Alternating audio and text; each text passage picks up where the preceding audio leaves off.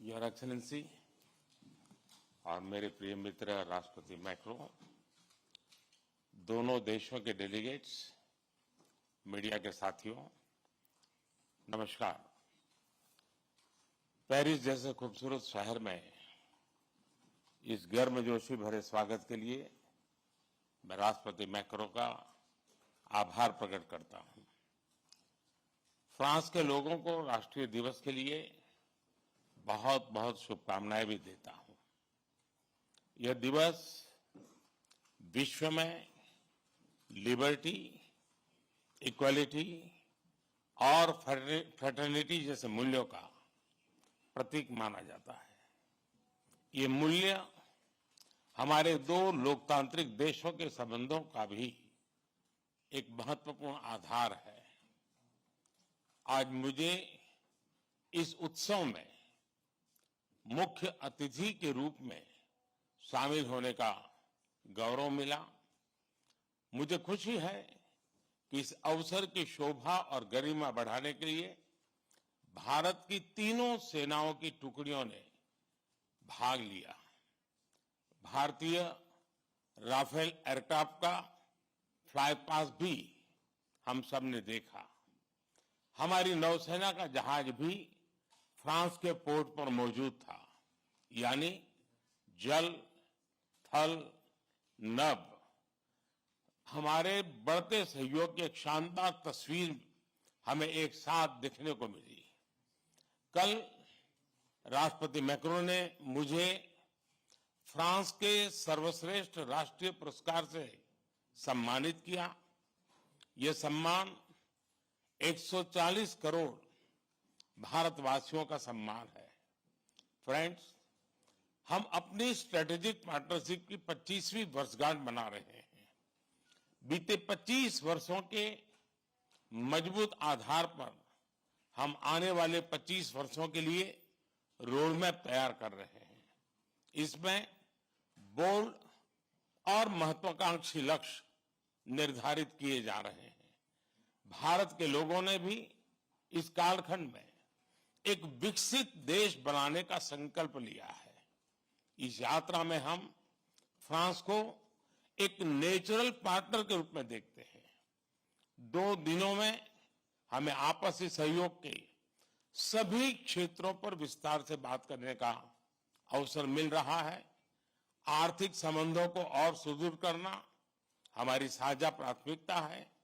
Renewable energy, green hydrogen, artificial intelligence, semiconductors, cyber, digital technology जैसे अनेक क्षेत्रों में सहयोग बढ़ाने के लिए हम नए इनिशिएटिव्स की पहचान कर रहे हैं।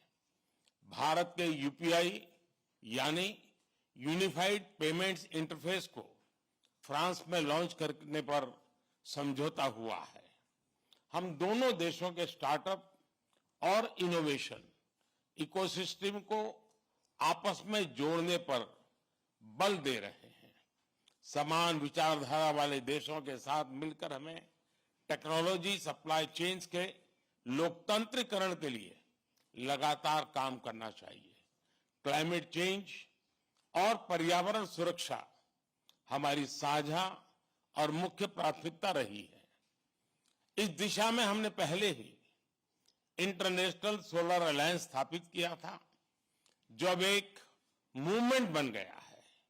अब हम ब्लू इकोनॉमी और ओशन गवर्नेंस के रोडमैप पर तेजी से काम करना चाहते हैं। सिंगल यूज प्लास्टिक के खिलाफ हम एक साझा पहल पर आगे बढ़ेंगे। इंडियन ऑयल और फ्रांस की टोटल कंपनी में एलएनजी के निर्यात के लिए जो लॉन्ग टर्म एग्रीमेंट हुआ है, मैं उसका स्वागत है। इससे हमारे क्लीन एनर्जी ट्रांजिशन के लक्ष्यों को बल मिलेगा। अब से कुछ देर बाद हम भारत फ्रांस सीईओज फोरम में भी हिस्सा लेने वाले हैं। दोनों देशों के बिजनेस प्रतिनिधियों के साथ आर्थिक सहयोग मजबूत करने पर विस्तार से चर्चा होगी। फ्रेंड्स, रक्षा सहयोग हमारे संबंधों का एक मूलभूत स्तंभ रहा है। यह दोनों देशों के बीच गहरे आपसी विश्वास का प्रतीक है। मेक इन इंडिया और आत्मनिर्भर भारत, इसमें फ्रांस एक अहम पार्टनर है। आज हम रक्षा के क्षेत्र में भारत में नई टेक्नोलॉजी के को प्रोडक्शन और को डेवलपमेंट पर बात करेंगे। सबमरीन हो या फिर नौसेना के जहाज, हम चाहते हैं कि मिलकर केवल अपनी ही नहीं, तीसरे मित्र देशों की जरूरतों को भी पूरा करने के लिए हम काम करें। हमारी डिफेंस स्पेस एजेंसीज के बीच सहयोग बढ़ाने की संभावनाएं हैं।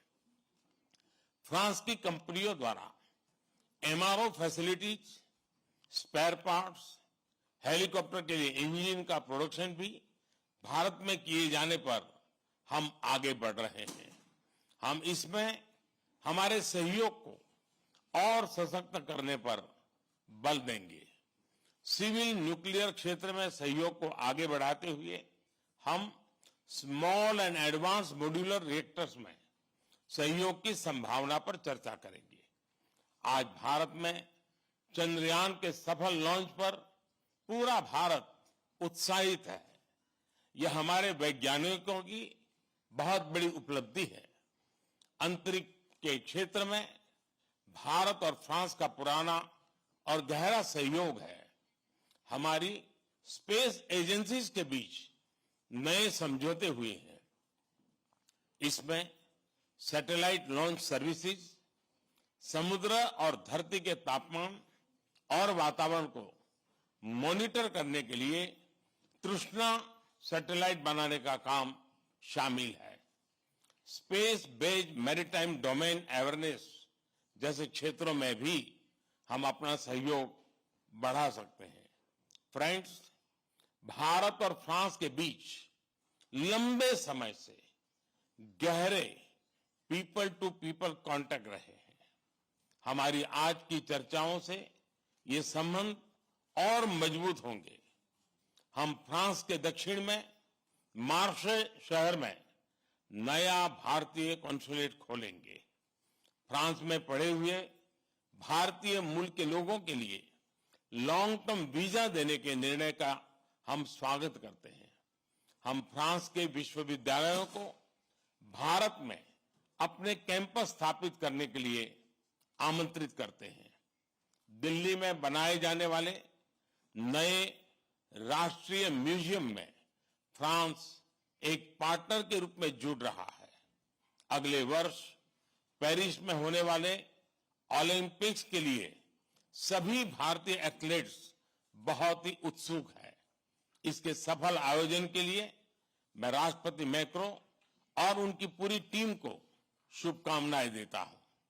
फ्रेंड्स, आज हम कई महत्वपूर्ण क्षेत्रीय और वैश्विक मुद्दों पर भी चर्चा करेंगे। इंडो पैसिफिक के रेसिलिएंट पावर्स के रूप में इस क्षेत्र में शांति और स्थिरता के लिए भारत और फ्रांस की विशेष जिम्मेदारी है। हमारे सहयोग को एक रचनात्मक स्वरूप देने के लिए हम इंडो पैसिफिक कोऑपरेशन रोडमैप पर काम कर रहे हैं।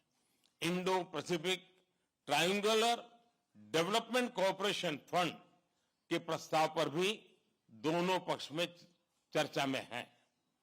इससे पूरे क्षेत्र में स्टार्टअप्स और इनोवेशन को बढ़ावा देने के नए अवसर खुलेंगे। भारत के इंडो पैसिफिक ओशन इनिशिएटिव में फ्रांस द्वारा मैरीटाइम रिसोर्स पिलर को लीड करने के निर्णय का हम स्वागत करते हैं। फ्रेंड्स, कोविड महामारी और यूक्रेन संघर्ष के प्रभाव पूरे विश्व पर पड़े हैं। ग्लोबल साउथ के देशों पर इनका विशेष रूप से नकारात्मक प्रभाव पड़ा है। यह चिंता का विषय है। इन समस्याओं के समाधान के लिए सभी देशों का एकजुट होकर प्रयास करना आवश्यक है। हमारा मानना है कि सभी विवादों का समाधान डायलॉग और डिप्लोमेसी के माध्यम से होना चाहिए। भारत स्थायी शांति की बहाली में योगदान देने के लिए तैयार है। आतंकवाद के विरुद्ध लड़ाई में भारत और फ्रांस हमेशा साथ रहे हैं। हम मानते हैं कि क्रॉस बॉर्डर टेररिज्म को समाप्त करने के लिए ठोस कार्रवाई की आवश्यकता है। इस दिशा में सहयोग बढ़ाने पर दोनों देश सहमत हैं। राष्ट्रपति मैक्रो इस वर्ष G20 समिट के दौरान आपका भारत में स्वागत करने के लिए मैं और सभी भारतवासी बहुत ही उत्सुक हैं। एक बार फिर आपकी मित्रता और मुझे दिए गए आदर सत्कार के लिए मैं आपका बहुत बहुत धन्यवाद करता हूं।